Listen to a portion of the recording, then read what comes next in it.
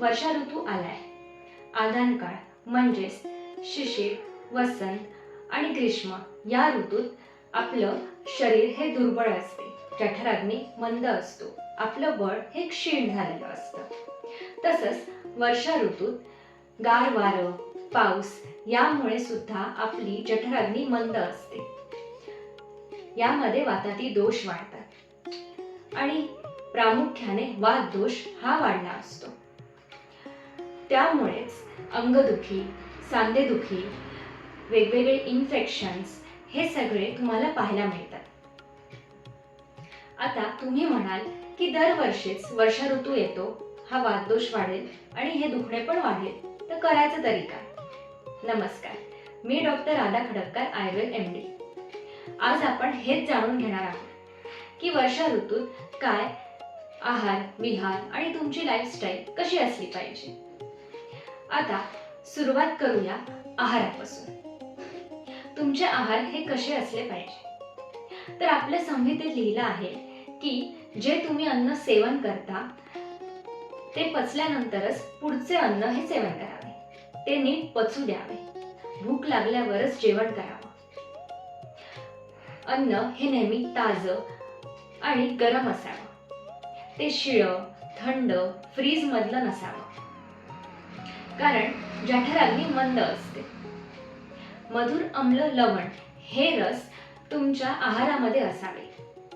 मधुर रस किंबहुना कोणाला जड पण असतात, म्हणूनच आम्ल आणि लवण रस हे खावे. जुने जव, गव्हाचे पीठ, मार्गशीर्षात तयार केलेले तांदूळ आणि मुगाचे कढण, इतरही कढण जे आपण सांगतो त्यात जिरे, हिंग, गरम मसाला जो घरी तयार केला असेल, लसूण याची फोडणी देऊन छान आपण हे अन्न सेवन करू शकतो.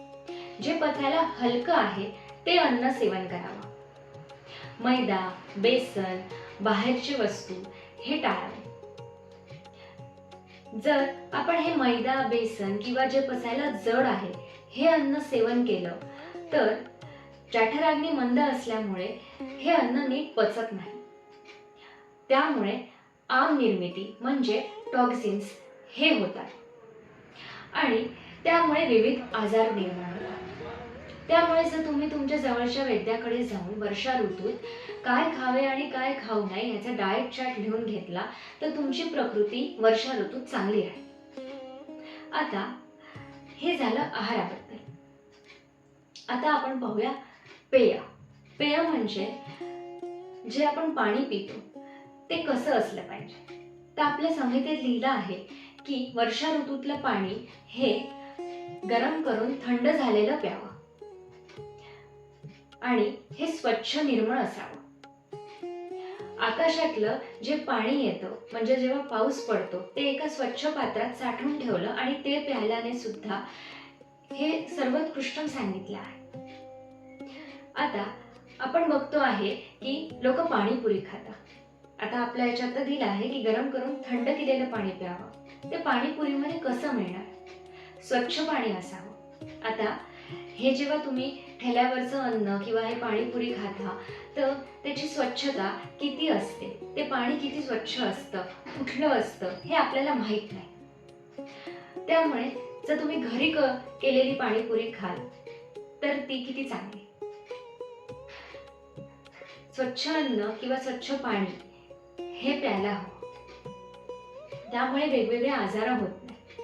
आता तुम्ही कित्येकदा बघता की सहज तुम्ही पाणीपुरी खाल्ली तर तुम्हाला लगेच पोट दुखेल, इन्फेक्शन्स होतील. त्यामुळे हे सगळं सांगितलं आहे. आता आपण पाहूया की तुमचा विहार कसा असला पाहिजे.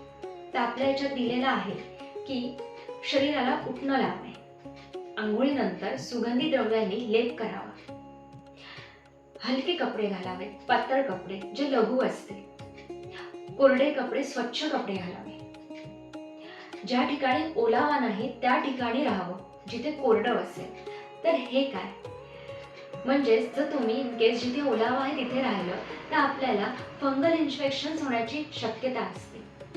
बघा आपल्या आचार्यांनी किती सूक्ष्म विचार केला आहे. इतकुशी गोष्ट आहे की जर तुम्ही ओलावाच्या ठिकाणी राहाल तर तुम्हाला असे स्किन प्रॉब्लेम्स होतील. सहजरित्या सोपरित्या हे सगळं लिहिलं आहे, पण ते किती खोल आहे हे तुम्ही बघा. आता वात दोष वाढलेला असतो हे आपण म्हणतो, त्वचा कोरडी पडते, त्यामुळे आपण वर्षा ऋतूत आणि त्याच्या पुढे सुद्धा अभ्यंग करा असे म्हणतो, म्हणजेच शरीराला तेल लावणं. त्याने वाताचे शमन होते. तुमची त्वचा जी कोरडी पडली असते ती कोरडी पडत नाही, त्याला स्निग्धता येते. आणि तसेच जे आपले दुखणे असतात, सांधेदुखी, मानदुखी, जे काही तुमचे दुखणे असतात ते या तेलाने कमी होतात. वैद्यांच्या सल्ल्याने तुम्ही तेल घेऊ शकता किंवा सगळ्यात बेस्ट आणि जे घरी सापडतं ते म्हणजे तीळ तेल. तुम्ही तीळ तेलाने अभ्यंग केलं तर तुमचं वाताचं शमन होईल, कारण तीळ तेल हे थोडं उष्ण पण असतं.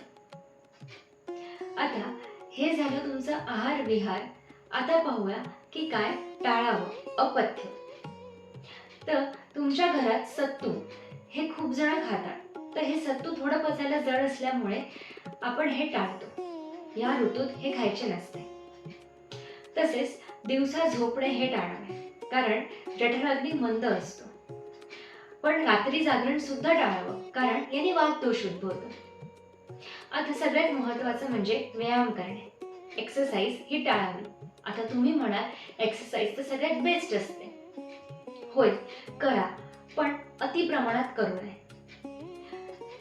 जे कोणी जिमला जातात, खूप घाम गाळतात, त्यांनी वात दोष वाढतो, त्यामुळे प्रमाणात करा. आता तुम्ही एखाद वेळेला मॉर्निंग इव्हनिंग वॉक केलं आणि एखाद दिवशी खूप जास्त तुमच्याच्याने झालं, तुम्ही म्हणाल अरे आज तर माझे पाय दुखायला लागले, किंवा तुम्ही नियमित तसंच मॉर्निंग वॉक करत आहात आणि तुमचे पाय दुखायला लागले.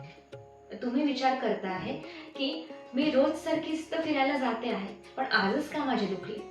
तर याचं कारण हे आहे की याने वर्षा ऋतूत वात दोष वाढलेला असतो, त्यामुळे अति परिश्रम करणे हे आपल्या याच्यात लिहिले आहे की हे टाळावे. तसेच ताक अवॉइड करावं, मैथून वर्ज्य आहे. आणि सगळ्यात महत्त्वाचं म्हणजे चप्पल. नियमित चप्पल घालावी बाहेर जाताना. हे तर खूप कॉमन आहे. तुम्ही म्हणाल याच्यात काय, तर सगळेच घालतात, बिना चप्पलाने तर कोणी जात नाही. पण चप्पल ही बाहेर सुद्धा घालायची आणि घरी सुद्धा घालायची. घरी का बरं, तर आपली फरशी थंड होते आणि जर आपण बिना चप्पलाने चाललो तर ती फरशी थंड असते, त्यामुळे आपले जे पाय आहे ते थंड पडून वात दोष वाढू शकतो. त्यामुळे चपलेने फिरलं तर तो वात दोष वाढणार नाही. आणि इन केस आपण कुठे बाहेर गेलो तर गार्डन मध्ये किंवा इतर ठिकाणी, तर त्या ठिकाणी सुद्धा बिना चपलेने गेल्यावर इन्फेक्शन्स होऊ शकतात. आपल्या याच्यात अलस हा रोग सांगितला आहे, म्हणजेच काय, तर फंगल इन्फेक्शन्स होऊ शकतात. बघा, आचार्यांनी पहिलेच आपल्याला सांगून ठेवलं आहे की या ऋतूत तुम्ही हे केलं पाहिजे, त्यामुळे पुढचे आजार निर्माण नाही होत आपल्या याच्यात. म्हणूनच पहिले दिनचर्या, ऋतुचर्या आणि मग व्याधीचा उल्लेख आहे. पहिले दिनचर्या आणि ऋतुचर्या पाळा, आणि नंतर जर व्याधी उत्पन्न झाल्यास तर मग चिकित्सा तर आहेच. म्हणूनच पहिले हे सगळं आहार विहार लाईफस्टाईल प्रत्येक ऋतूमध्ये कशी असावी हे तुम्ही जर थोडं पाळलं तर तुम्हाला नक्कीच त्या त्या ऋतूमध्ये होणारे त्रास अजिबात होणार नाही. म्हणूनच वर्षा ऋतूत गरम अन्न खावं, ताजं खावं, फळभाज्या खाव्या, शिळं अन्न टाळावं आणि तुमच्या रोजच्या लाईफस्टाईल नुसार जे जे या वर्षा ऋतूत सांगितलं आहे ते तुम्ही करावं. त्यामुळे तुम्ही या वर्षा ऋतूत फिट राहाल. आता वर्षा ऋतूत बरेचसे चिकित्सा पण सांगितली आहे, पंचकर्मातली चिकित्सा सांगितली आहे. आता या ऋतूमध्ये काय काय अजून चिकित्सा आहे जे आपण करू शकतो ते पुढच्या व्हिडिओत बघू. नमस्कार.